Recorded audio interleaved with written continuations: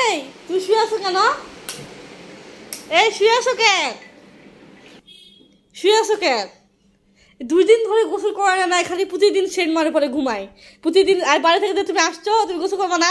এই উঠো, গোসল করো তাতে। উঠো আম্মু, বাবাকে উঠাও তো। আর উঠো, গোসল করো। এইরকম নোংরা দুনিয়া দেখি না, এই গরমের মধ্যে গোসল করে না।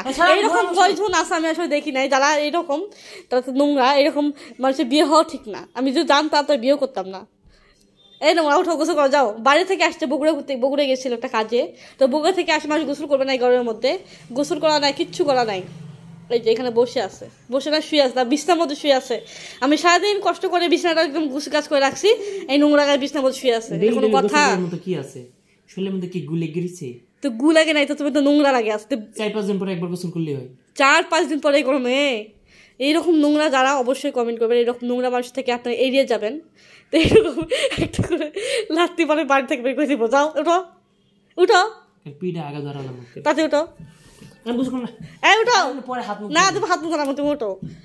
কোন মুখটা ধুয়ে নিলে না, তো মুখ লাগবো না, উঠো তাতে। উঠো উঠো উঠো উঠো, তাতে উঠো, বাচ্চা পেতে উঠো, উঠো ধরে ভালো লাগে না, তাতে উঠো। বইয়ের অত্যাচারে জীবন শেষ। শেষ মানে তুমি তোমাদের নোংরা থাকা, এরকম নোংরা ছেলেদের আসলে কি বলবো। তাতে বাথরুমে যাও, আমি গামছা দিতে যাও, তাতে যাও, বাথরুমে যাও, ওরা জায়গায় না যাও, নোংরা করে কার।